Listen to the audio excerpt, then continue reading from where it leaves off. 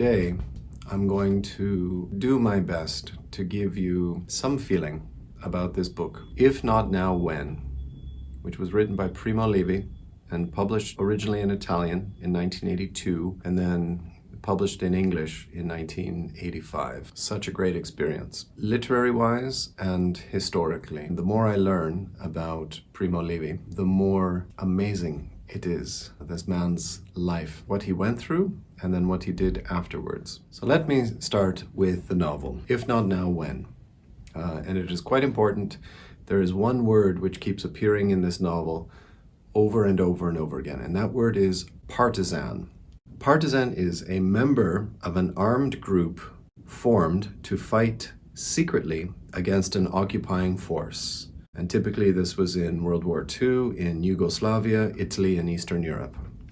The main character's name is Mendel Nachmanovich Deicher. He is a Russian Jew who was a part of the military. He was a member of the artillery. He got separated from his Russian army, found himself wandering in southwestern Poland.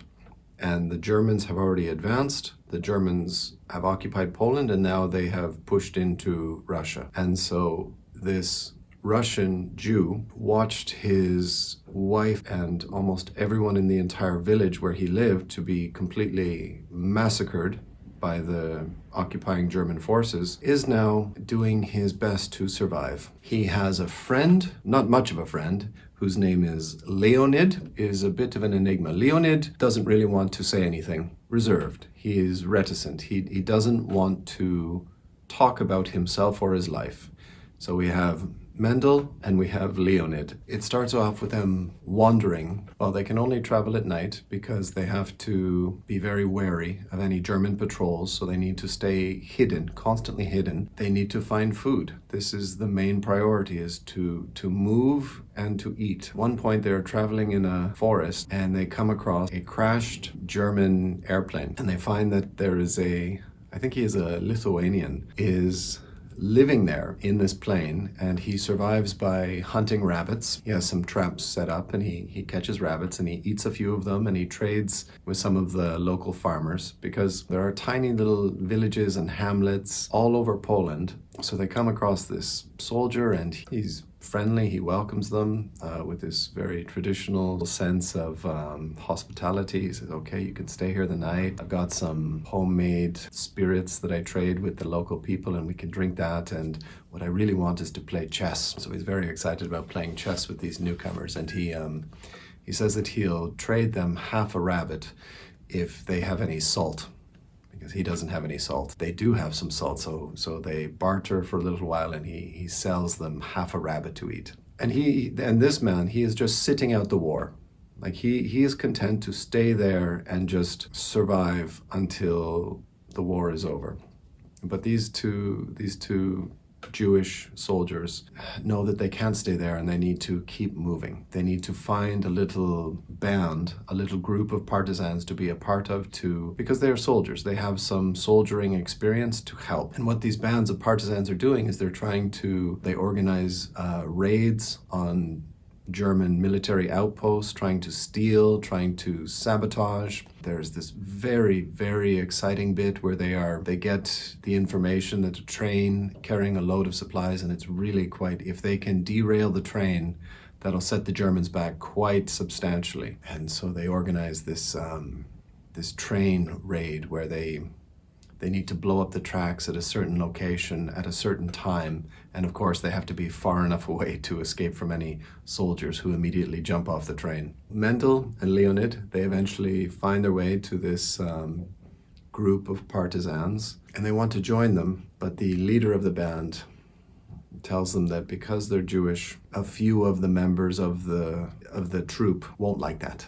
Like, they should keep moving and find a Jewish group of partisans to be a part of, because it's not going to work in this group. And so they move on, and eventually they do find a Jewish community to be a part of, and they are welcomed warmly because they are actual soldiers, whereas most of the people in this group, they are just trying to survive. There are some young boys, there are some women, there are some older men, and they are all just doing their best to survive, to eat, to hide, possibly to try to hinder the German army. Because while the majority of the German forces are pressing in towards Moscow, they still have some forces in Poland to protect their territory. Not a lot, but it's still there. It is a trade route from Germany to Russia. And now we should speak about the author, Primo Levi. Primo Levi was born into a Jewish family in Turin, Italy in 1919. Despite the anti-Semitic laws introduced to Italy by Mussolini's government, he was able to complete his degree in chemistry at Turin University in 1941. When the Germans invaded northern Italy in 1943, Levi escaped to the mountains to join a group of anti-fascist partisans. He was soon captured and eventually deported to Auschwitz.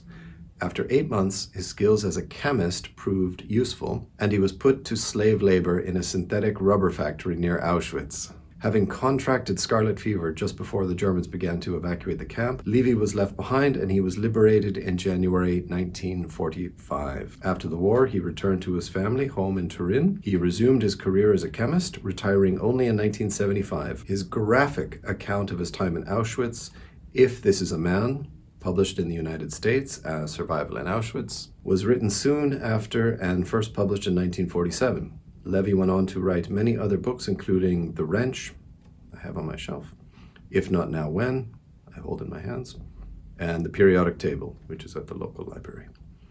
Emerging not only as one of the most profound and haunting commentators on the Holocaust, but as a great writer on many 20th century themes, especially science. Primo Levi committed suicide on the 11th of April 1987. Primo Levi went to Auschwitz, and when he arrived, there's some horrible numbers. Someone entering Auschwitz, their life expectancy was between 4 to 6 months, and he survived for 9 months. There are so many articles and videos to watch that I can't choose one to link to. I always try to provide a link to the best one, but there's too many in regards to Primo Levi. Like, he might be the most highly respected author that I had never heard of until a couple of years ago. It is a shame that I've gone through my life without knowing about this book or this author. It has been invisible to me for 30 years. Ever since I began reading, I have been trying to read the best stuff.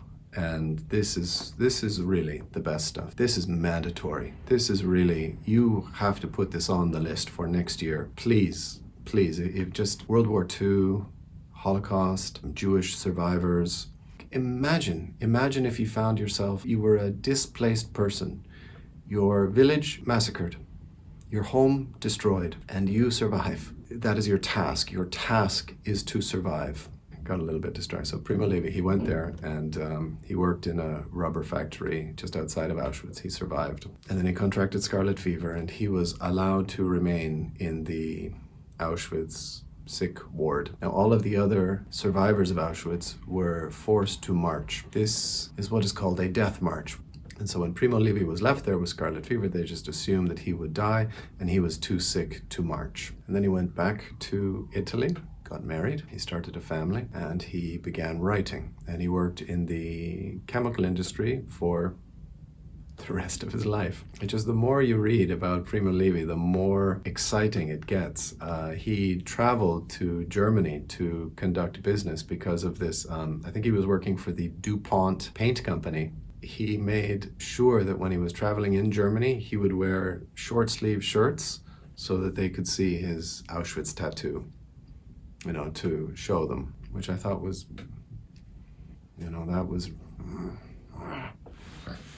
So I strongly encourage you to read this novel. How did these people survive? Like, it's just amazing. They're trying to, when they find a little village, they are keeping an eye on the village to get a feeling of if the locals are going to be friendly, if they're going to be able to trade with the locals. And of course, the local population realize that they should help these partisans because they are protecting them, or at least they are fighting against the German, who are the occupying force.